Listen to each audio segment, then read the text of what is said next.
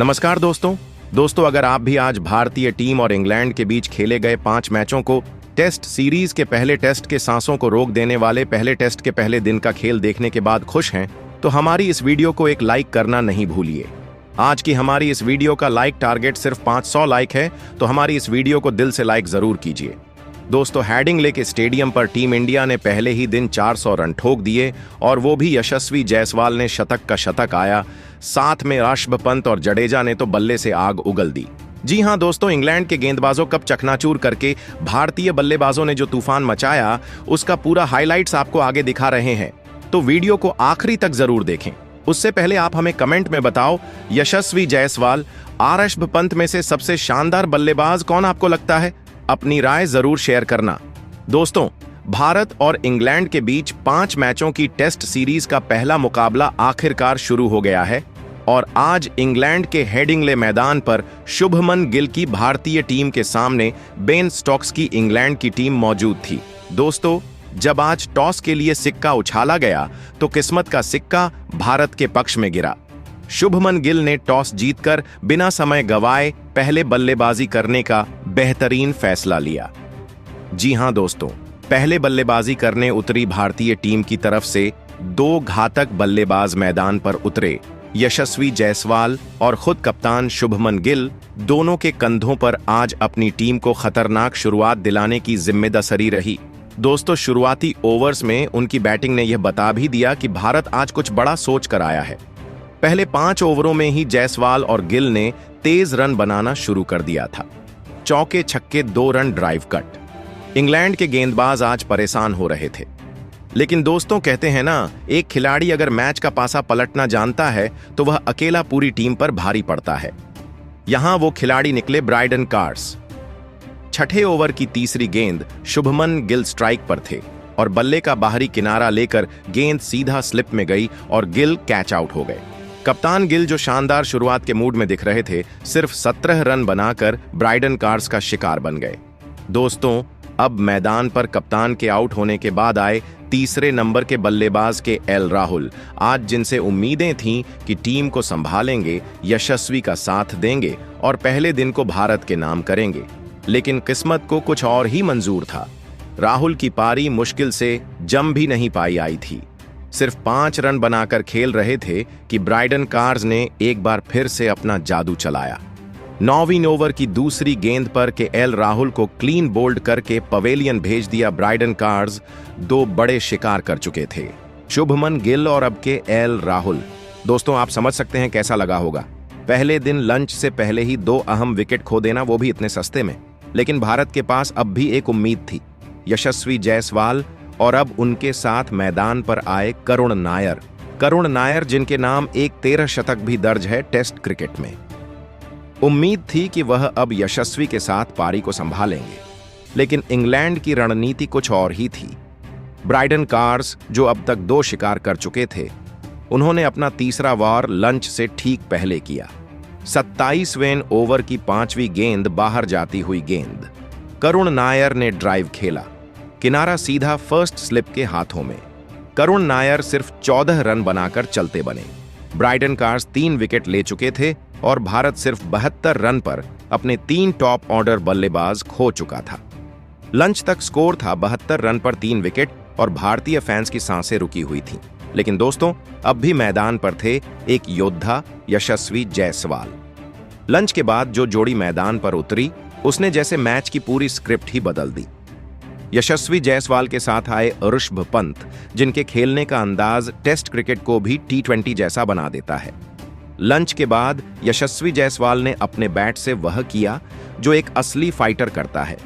उन्होंने पहले अपना अर्धशतक पूरा किया, फिर ऋषभ पंत के साथ मिलकर रन बनाने की रफ्तार को और तेज कर दिया।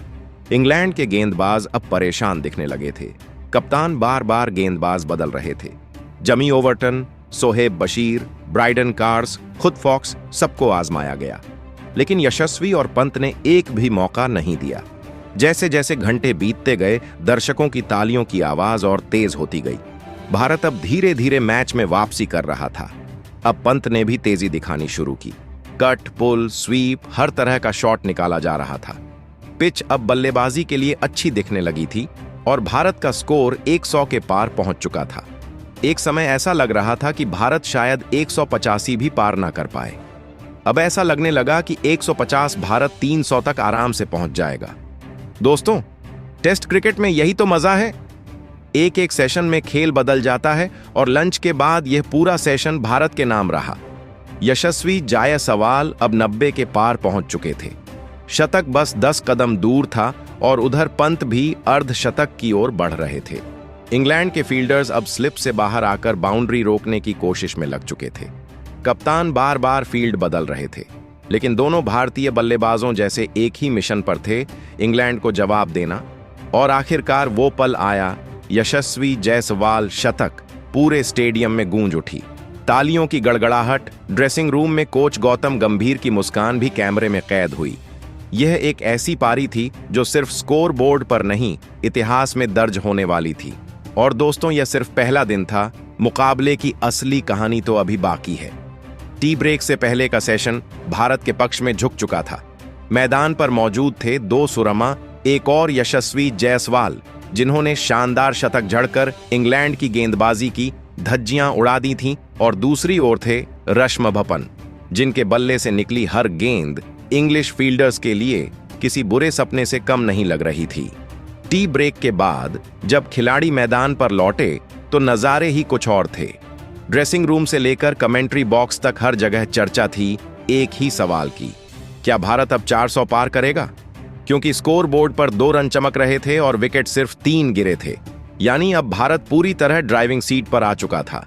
लेकिन दोस्तों, क्रिकेट एक ऐसा खेल है जहां एक गेंद पूरी तस्वीर पलट देती है। तीसरे सेशन की शुरुआत धमाकेदार हुई। ऋषभ पंत और यशस्वी जायसवाल दोनों पूरे कॉन्फिडेंस के साथ बल्लेबाजी कर रहे थे। पंत ने ऑन ऑफ साइड में 2 चौके झड़कर इंग्लिश गेंदबाजों को तुरंत दबाव में ला दिया। वहीं यशस्वी, जो शतक के बाद अब डैडी 100 की ओर बढ़ना चाह रहे थे, उन्होंने भी बाउंड्री पर बाउंड्री झड़नी शुरू कर दी।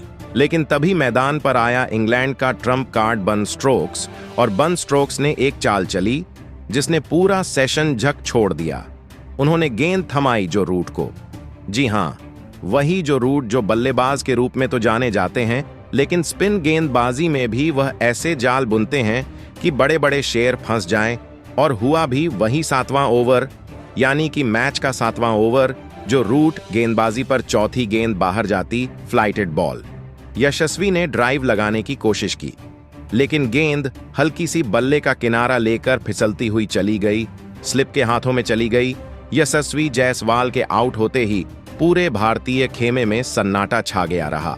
यशस्वी की 131 रन की शानदार पारी, जो 11 चौकों और 5 गगनचुंबी छक्कों से सजी हुई थी, खेलकर पवेलियन गए। इसके बाद अब मैदान पर आए नीतीश कुमार रेड्डी।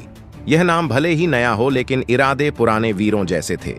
पहली ही गेंद से अंदाज साफ था। नीतीश आज डिफेंड नहीं बल्कि अटैक मोड में थे। चौका, 2 रन, फिर एक और चौका। उन्होंने पंत के साथ मिलकर सिर्फ रन ही नहीं बनाए, बल्कि इंग्लिश गेंदबाजों का आत्मविश्वास तोड़ दिया।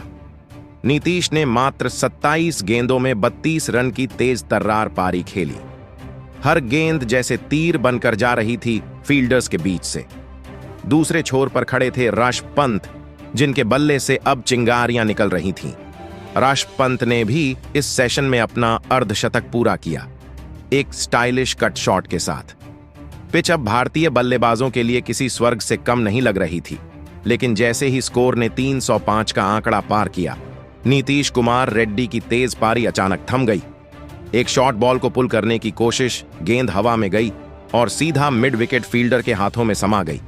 नीतीश भी अब आउट हो गए। अब जिम्मेदारी फिर से आ गई थी ऋषभ पंत के कंधों पर, और इस बार उनका साथ देने मैदान पर आए रविंद्र जडेजा।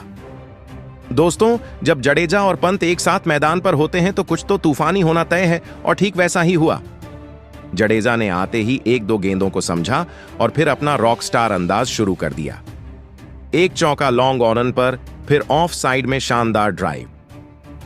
ऋषभ पंत और जडेजा ने अब मिलकर स्कोर को रफ्तार देना शुरू किया।